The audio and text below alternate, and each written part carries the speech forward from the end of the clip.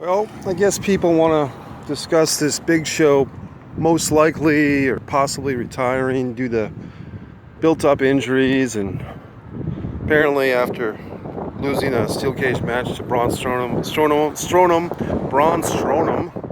on Raw Saturday or whatever the fuck, Labor Day, Monday night, that our buddy Big Show might retire. And I think people might misconstrue that I have an issue against Big Show.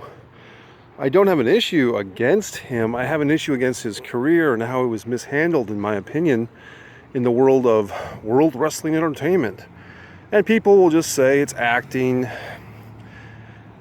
And to me that just kind of diminishes not only pro wrestling but also acting. As an actor, acting and pro wrestling are different things, much different things.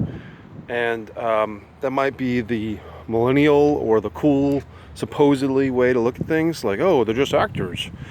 No, I mean, if you asked Ric Flair or anyone of that ilk, are you an actor? They probably wouldn't like that. And, just to call these guys actors, like I said, you wouldn't call... Denzel Washington or Matthew McConaughey, if they do the stunts in their own movies, a wrestler. So I wouldn't call Big Show or any other wrestler an actor. They're two different things. So when supposedly wrestling fans say, oh, they're actors, I don't agree with that. The next issue is, why would I even give a fuck about Big Show's career? I think it's just, like I said, young wrestlers or young people who want to get involved in pro wrestling take this as a lesson. Learn from the mistakes of others. If you can't learn from your own mistakes, learn from the mistakes of others. Big Show, 20 years of loyalty with 1 year off to the WWE, and they treated him like a piece of shit. And you can argue that. You can say, well, he got the title. Okay. Once for about 2 months. And just kind of had a lot of tag team runs, but a lot of just humiliation angles. If you look at as aforementioned, the Johnny Laurinaitis angle of getting on your knees and begging. I guess there's other angles that I forgot about too, with the late great Eddie Guerrero that everyone loves. Eddie Guerrero, pouring excrement apparently on Big Show. Just a lot of things. I mean, the distasteful father passing away.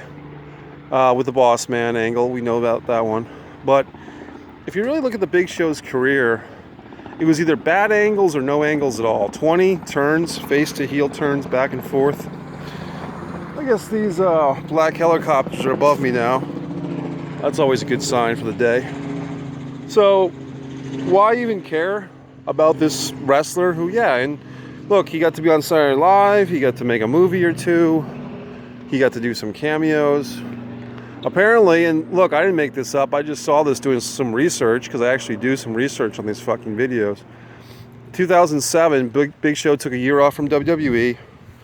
He appeared at one independent wrestling show where he wanted to be called Paul the Great White. Now, I'm not making this up. Paul the Great White, in 2007, appeared at one independent wrestling show as Paul the Great White.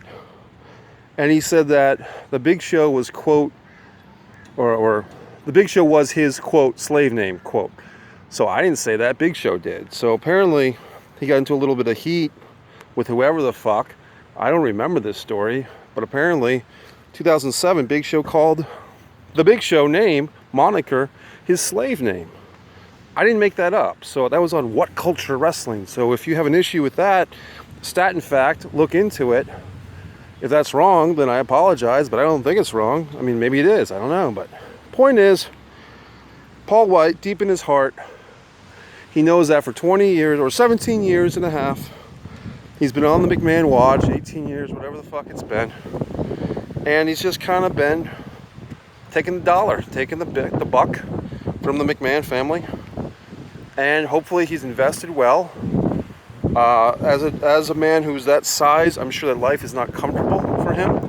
Being a man of that size, 7 foot tall, is difficult, I'm sure, to just navigate airplanes and so forth. I wish him the best. I really do wish him the best, because I didn't get to meet the guy once. He was really nice, and I have a lot of respect for him. But his career, I don't have a lot of respect for in the WWE. That's what I'm trying to distinguish. If you look at the 1996 Big Show career in WCW, yeah, then you see a guy who could throw drop kicks, who could have some exciting angles. And yeah, WCW was like the Wild Wild West. It was ad hoc. It was all over the place at times. But Big Show, with his matches there against Hogan and Flair and the Dungeon of Doom and the NWO, going into 97 with the face turn and so forth, you could say that, and I'll make a statement, Big Show's, 2.5, 3 years in WCW was a better portion of his career than his entire WWE run. I'll put that on the fucking record. Notable exceptions, or notable parts of interest of his WWE run: the feud with Brock, 2002. I think they relit that feud a year ago or so. They had some matches, a year ago in WWE. But the original WWE feud with Brock, around that time they put him in there with Angle. And the tag teams of Jericho and Miz stand out as Big Show highlights. But really, that's about it. I mean, it's just... So for all the young would-be wrestlers out there, or would-be whatever the fucks, just remember that when you take a paycheck from someone, slave name, that's what Big Show called it. I didn't call it that. So look into that one. And he just, he got his check, he ran his life, and I feel sorry for the big guy. I mean, and I've got issues of my own, undoubtedly, but as we all do. But I just don't see the Big Show's career. I'm sure he'll be a first ballot Hall of Famer, blah, blah, fucking blah. And they'll praise him and say he gave so much to the business, and it was always there for the young talent. But does it mean a hill of shit in a can of beans? Probably not. So Big Show, I respect you, buddy. I'm glad that you are out of the fucking WWE, and maybe you can salvage the rest of your life like we all can. See ya. MikeMessier.com.